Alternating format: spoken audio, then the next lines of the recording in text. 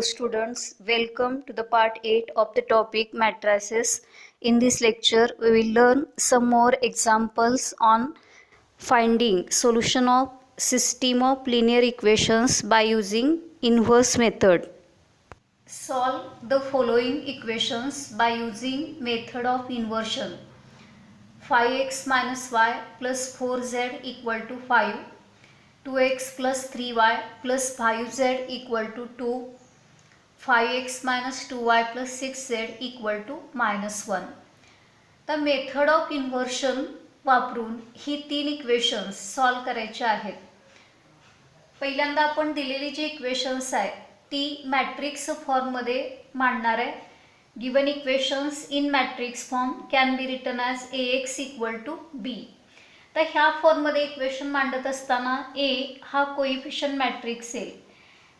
म्हणजे पहिल्या इक्वेशन्सचे x Y झेडचे जे कोइफिशियंट आहेत ते पहिला रो तयार करतील 5 मायनस 1 4.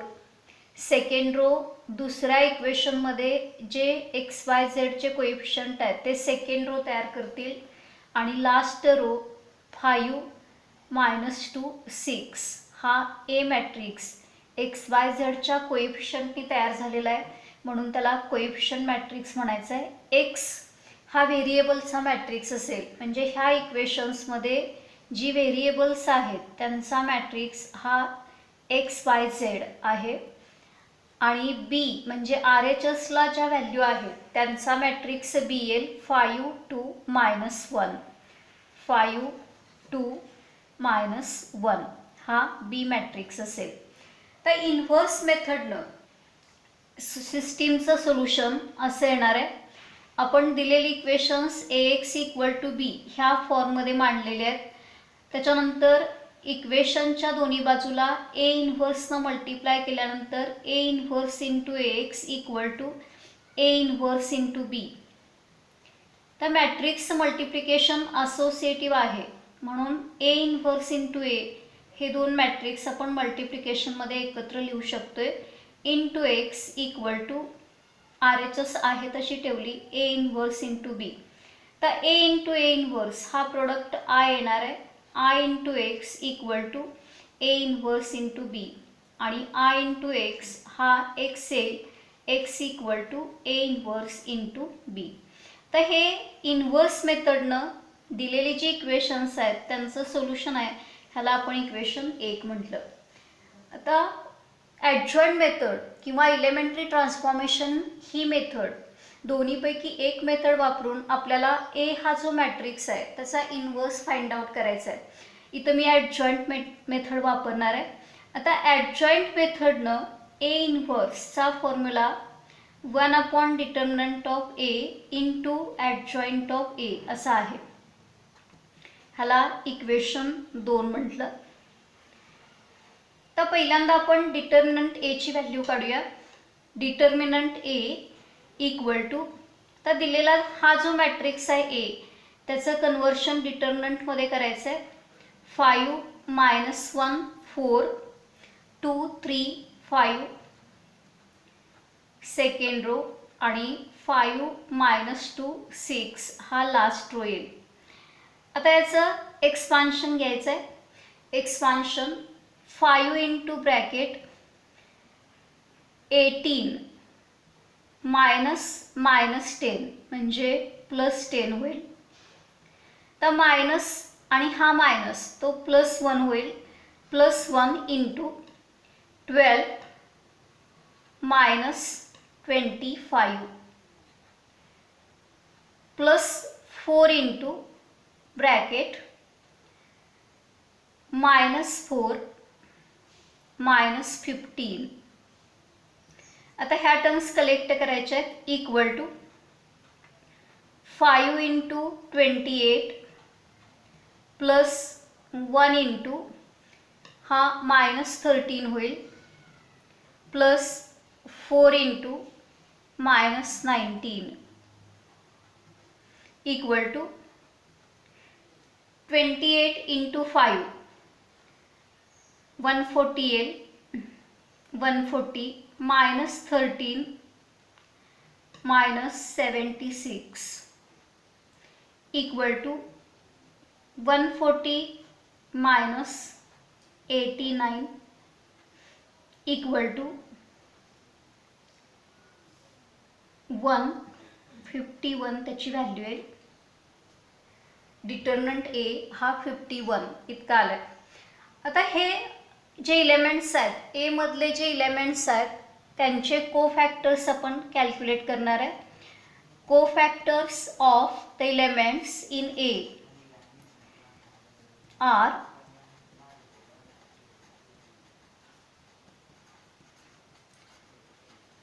तर पहिला कोफॅक्टर A11. A11 हा रो आणि कॉलम सोडायचा आहे. 18 मायनस मायनस प्लस होईल, प्लस 10 इक्वल टू 28 येईल. A12 इथं चिन्ह बदलायचं आहे, मायनस हा रो आणि कॉलम सोडायचा आहे. 12 मायनस 25 12 मायनस 25 हा प्लस 13 येईल, प्लस 13. A13 हा रो आणि कॉलम सोडायचा आहे. -4 मायनस 15 इक्वल टू -19 -19.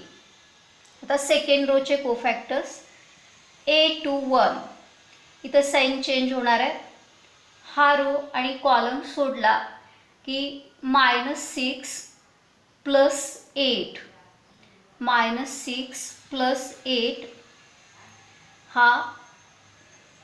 हा रो आणि कॉलम सोडायचा आहे. -6 प्लस 8 हा +2 म्हणजे -2 कोफॅक्टरची व्हॅल्यू येईल. A22 हा इलेमेंट आहे, रो आणि कॉलम सोडला की 30 मायनस 20 इक्वल टू 10. A32 इथं साइन चेंज होणार आहे. मायनस ब्रॅकेटमध्ये हा इलेमेंट आहे, हा रो आणि कॉलम सोडायचा आहे. -10 प्लस 5 -10 प्लस 5 म्हणजे त्याची व्हॅल्यू +5 इतकी येईल. आता थर्ड रोचे कोफॅक्टर्स. A31 हा इलेमेंट आहे, रो आणि कॉलम सोडला की -5 -12 -12 म्हणजे -17. A32 इथं साइन चेंज होणार आहे. मायनस ब्रॅकेटमध्ये हा इलेमेंट आहे, हा रो आणि कॉलम सोडायचा आहे. 25 मायनस 8 म्हणजे 25 17 -17 इट इज, इथं लिहिलं आहे -17. A33 हा इलेमेंट आहे, हा रो आणि कॉलम सोडला की 15 प्लस 2 हा 17 येईल. आता ह्यांचा कोफॅक्टर मॅट्रिक्स लिहायचा आहे. Therefore cofactor matrix C equal to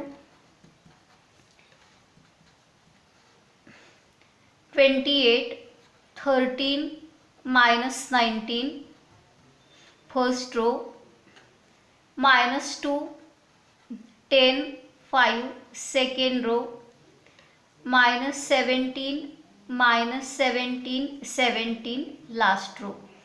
आता ह्याचा ॲडजॉईंट काढत असताना ट्रान्सपोज घ्यायचा आहे. Therefore adjoint of A equal to C' equal to, इथं जे रो आहेत त्यांचे इथं कॉलम करायचे आहेत. 28 13 -19. आता सेकंड रो आहे त्याचा इथं सेकंड कॉलम होईल 10 5 आणि लास्ट रो -17 17. आता ही व्हॅल्यू इक्वेशन 2 मध्ये ठेवायची आहे. फ्रॉम इक्वेशन 2 असं आहे. A inverse equal to 1 determinant of A into adjoint of A. Therefore A inverse equal to 1 upon determinant एची व्हॅल्यू 51 आहे आणि ॲडजॉइंट ऑफ ए हा 28 -2 -17 13 10 -17 -19 5 17 हा इन्व्हर्स ए इन्व्हर्स तयार झालेला आहे. आता ए इन्व्हर्सची व्हॅल्यू इक्वेशन 1 मध्ये ठेवायचे. From equation 1 x equal to A inverse into B असं इक्वेशन 1 आहे. तर ए इन्व्हर्सची व्हॅल्यू 1/51 इंटू 28 -2 -17 13 10 -17 -19 5 17 इंटू बी हा मॅट्रिक्स इथं दिलेला आहे. बी 5 2 -1. आता हा प्रोडक्ट घ्यायचा आहे. एक्स इक्वल टू पाठीमागची स्टेप इथं मांडलेले. आता ह्या दोन मॅट्रिक्सचा प्रोडक्ट घ्यायचा आहे. Therefore x equal to 1/51 into first row into first column 28 into 5 हा 140 येईल -2 इंटू 2 -4 प्लस 17 हा फर्स्ट इलेमेंट. आता second row into first column 65 plus 20 plus 17. तर third row into column -95 plus 10 -17. Therefore x equal to 1/51 into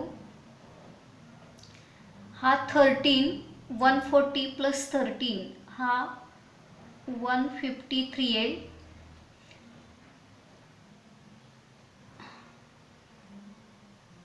102 हा -7 -95 म्हणजे -102. Therefore x equal to तर 51 ह्या तीन इलेमेंट्सना डिवाइड केल्यानंतर 3 2 -2. तर x हा मॅट्रिक्स XYZ असा आहे. x हा matrix XYZ variable matrix XYZ असा आहे. तो तिथं सबस्टिट्यूट केला आहे. Equal to 3 2 -2. आता हे दोन मॅट्रिक्स इक्वल मॅट्रिक्स आहेत. इक्वॅलिटी ऑफ मॅट्रायसेस ही प्रॉपर्टी वापरल्यानंतर एक्सची व्हॅल्यू 3 येईल, y equal to 2, z equal to -2. म्हणजे हे त्या सिस्टीमचं सोल्युशन आहे. हा क्वेश्चन तुम्ही त्याच मेथडनं सॉल्व करायचा आहे. Solve the following equations by method of inversion. x minus y plus z equal to 4, 2x plus y minus 3z equal to 0, x plus y plus z equal to 2. त्याचा answer 2 -1 1 हे येणार आहे.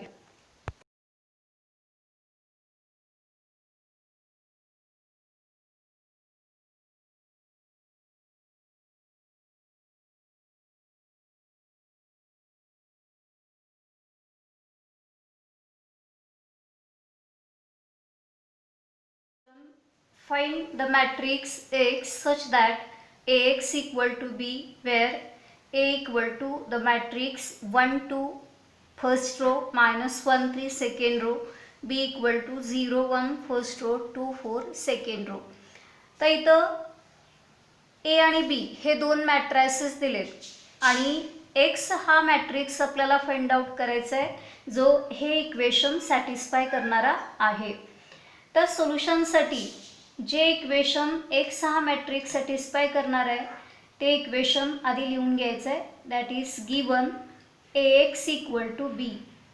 हे equation satisfy करणारा X हा matrix आपल्याला find out करायचा आहे. तर ह्या इक्वेशनच्या दोन्ही बाजूला ए इनव्हर्सनं मल्टिप्लाय केलं की A inverse into X equal to A inverse into B. तर मॅट्रिक्स मल्टिप्लिकेशन असोसिएटिव्ह आहे म्हणून A inverse into A into X equal to A inverse into B. A into A inverse हा प्रोडक्ट आय इतका येईल, I into X equal to A inverse into B. I into X हा X येईल, X equal to A inverse into B. म्हणजे एक्ससाठी आपण आधी solution तयार करून घेतले, याला इक्वेशन 1 म्हटलं. तर एक्स हा मॅट्रिक्स आपल्याला फाइंड आउट करायचा आहे. एक्स हा मॅट्रिक्स म्हणजे ए इनव्हर्स इंटू बी आहे. तर बी मॅट्रिक्स दिलेलं आहे, फक्त ए वरून आपल्याला ए इनव्हर्स कॅल्क्युलेट करून इथं सबस्टिट्यूट करायचं आहे. तर ए इनव्हर्स काढण्यासाठी आपण ॲडजॉईंट मेथड वापरणार आहे. ॲडजॉईंट मेथडनं ए इनव्हर्सचा formula A inverse equal to 1 upon determinant of A into adjoint of A असा आहे. ह्याला इक्वेशन 2 म्हटलं. तर ॲडजॉईंट ऑफ ए आणि डिटर्मिनंट ए ह्या व्हॅल्यू आपल्याला आधी कॅल्क्युलेट कराव्या लागतील. आपण डिटर्मिनंट ए ची व्हॅल्यू आधी काढूया. डिटर्मिनंट ए इक्वल टू ह्याचं डिटर्मिनंटमध्ये कन्वर्शन करायचं आहे 1 2 -1 3. हा एक्सपांड करायचा आहे 3 -2 म्हणजे 3 + 2 = 5 येईल. आता कोफॅक्टर्स काढायचे आहेत. Cofactors of the elements in A. Cofactors of the elements in A R. तर पहिला कोफॅक्टर A11. A11 इथं साइन चेंज होणार नाही, रो आणि कॉलम सोडला की कोफॅक्टर तयार होईल. सेकंड A12 इथं साइन चेंज करायचा आहे, हा रो आणि कॉलम सोडला की -1 आणि तो सिम्प्लिफाय केल्यानंतर +1. A21 इथं पण साइन चेंज होणार आहे, मायनस हा रो आणि कॉलम सोडायचा आहे 2 म्हणजे -2. A22 इथं साइन बदलणार नाही, हा रो आणि कॉलम सोडला की 1 शिल्लक राहतोय. मग cofactor matrix, therefore cofactor matrix C equal to 3 1 हा फर्स्ट रो आणि सेकंड रो -2 1.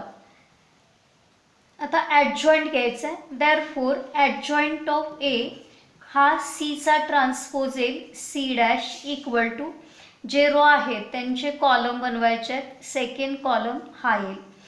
आता ह्या व्हॅल्यू इक्वेशन 2 मध्ये ठेवायच्या आहेत. From equation 2 A inverse equal to 1 upon determinant of A into adjoint of A equal to 1 upon determinant A ची value 5 आहे आणि ॲडजॉईंट ऑफ ए आपण इथं कॅल्क्युलेट केला आहे, तो सबस्टिट्यूट करायचा आहे. हा ए इनव्हर्स तयार झाला. आता 1 मध्ये ह्या व्हॅल्यू ठेवायच्या. एक्स ह्या मॅट्रिक्स मिळवण्यासाठी फ्रॉम इक्वेशन 1 असं आहे, x equal to A inverse into B. Therefore x equal to A इनव्हर्सची व्हॅल्यू 1/5 इंटू द मॅट्रिक्स 3 -2 1 1 आणि बी हा मॅट्रिक्स दिलेला आहे, तो तिथं सबस्टिट्यूट करायचा आहे 0 1 2 4. आता हे सिम्प्लिफाय करावं लागेल. देअरफॉर एक्स इक्वल टू 1/5 आहे तसा ठेवला. आता ह्या दोन मॅट्रिक्सचा प्रोडक्ट घेताना रो क्रॉस कॉलम प्रोडक्ट घ्यायचा आहे. First row into first column हा पहिला इलेमेंट तयार करतील. 3 × 0 0 -2 × 2 -4 हा फर्स्ट इलेमेंट. आता first row into second column 3 × 1 -8. इथं हा रो कंप्लीट झालेला आहे. आता second row into first column 0 + 2 आणि second row into second column 1 + 4. Therefore x equal to 1/5 into -4 -5 2 5. तर इथं काही सिम्प्लिफाय होत नाही, आहे असा मॅट्रिक्स ठेवायचा आहे. हे दिलेलं इक्वेशन सॅटिस्फाय करणारा x हा मॅट्रिक्स असणार आहे. तुम्ही त्याच पद्धतीनं सॉल्व करायचं आहे. Find x if ax equal to b where a equal to the matrix 1 2 3 first row, -1 1 2 second row, 1 2 4 third row, b equal to 1 2 3 आणि ॲन्सर हे दिलेलं आहे. हे व्हेरीफाय करायचं आहे. If a equal to the matrix 4 5 2 1 then show that a inverse equal to 1/6 into a minus 5i. तर a हा एक मॅट्रिक्स दिला आहे आणि हे इक्वेशन आपल्याला प्रूव्ह करायचं आहे. तर इक्वेशन प्रूव्ह करताना आपण सोल्युशनमध्ये a हा मॅट्रिक्स घेतलेला आहे. पहिल्यांदा आपण LHS फाइंड आउट करणार आहे. तर LHS a इन्व्हर्स आहे ती ॲडजॉइंट मेथडनं फाइंड आउट करत असताना ॲडजॉइंट मेथडनं ए इन्व्हर्सचा formula 1 determinant of A into adjoint of A असा आहे. ह्याला इक्वेशन 1 म्हटलं. तर पहिल्यांदा आपण डिटर्मिनंट ए ची व्हॅल्यू काढून घेऊयात. डिटर्मिनंट ए इक्वल टू फक्त आता डिटर्मिनंटमध्ये कन्व्हर्शन त्याच मॅट्रिक्सचं केलेला एलिमेंट तेच आहे, फक्त डिटर्मिनंटचं साईन आहे. तर एक्सपांड केला 4 -10 म्हणजे -6 त्याची व्हॅल्यू आली. आता कोफॅक्टर्स काढायचे आहेत. Cofactors of the elements in ए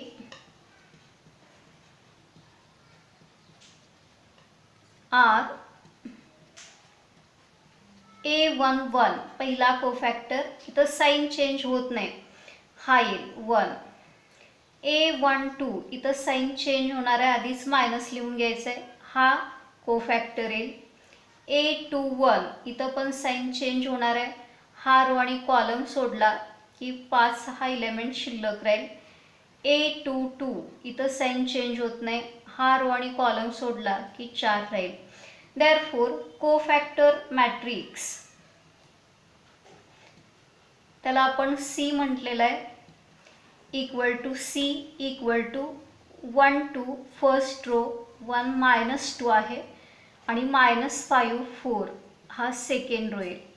आता ह्याचा ॲडजॉइंट, देअरफोर ॲडजॉइंट ऑफ ए हा Cचा ट्रान्सपोज C' असेल. रोचे कॉलम बनवायचे आहेत म्हणजे 1 -2 हा फर्स्ट कॉलम येईल, -5 4 हा सेकंड कॉलम येईल. आता ह्या व्हॅल्यू 1 मध्ये ठेवल्यानंतर from 1 A inverse equal to 1 determinant of A. Determinant A ची व्हॅल्यू -6 आहे आणि ॲडजॉइंट ऑफ ए हा 1 -5 -2 4 असा आहे. आता ह्या इक्वेशनला आपण इक्वेशन 1 म्हणूया. इक्वेशन 1 ही LHS ची व्हॅल्यू आहे, sorry equation 2 it is equation 2. आता हे इक्वेशन प्रूव्ह करायचं आहे, त्याची आपण RHS कॅल्क्युलेट करणार आहे. Consider RHS equal to RHS 1/6 into A - 5i अशी आहे. इथं आय हा आयडेंटिटी मॅट्रिक्स असेल, जेवढ्या ऑर्डरचा ए आहे तेवढ्याच ऑर्डरचा आय आपण इथं सबस्टिट्यूट करायचा आहे. तर ए हा मॅट्रिक्स 4 5 2 1 असा आहे, तो तिथं सबस्टिट्यूट केला आहे. -5 इंटू आय हा मॅट्रिक्स युनिट मॅट्रिक्स असेल, तो तिथं सबस्टिट्यूट केलेला आहे.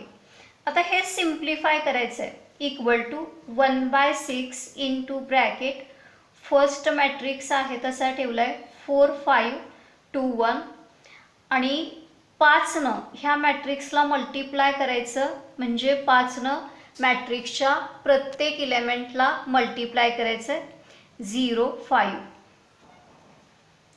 आता ह्या दोन मॅट्रिक्सची मल्टिप्लिकेशन घ्यायचे आहे, सॉरी सबट्रॅक्शन घ्यायचे. 4 - 5 -1 5 - 0 5 2 - 0 2 1 मायनस 5 मायनस 4. तर इक्वेशन 2 मध्ये जो मॅट्रिक्स आहे आणि इथं जो मॅट्रिक्स आलेला आहे ह्याच्यात सायन्समध्ये फरक आहे. आपण ह्या मॅट्रिक्समधून -1 ही टर्म कॉमन घेतले, -1 कॉमन घेतले की आतमध्ये ज्या टर्म्स आहेत त्यांची साईन चेंज होणार आहेत, -2 4. आणि ह्याला इक्वेशन 3 म्हटलं आहे. इक्वेशन 3.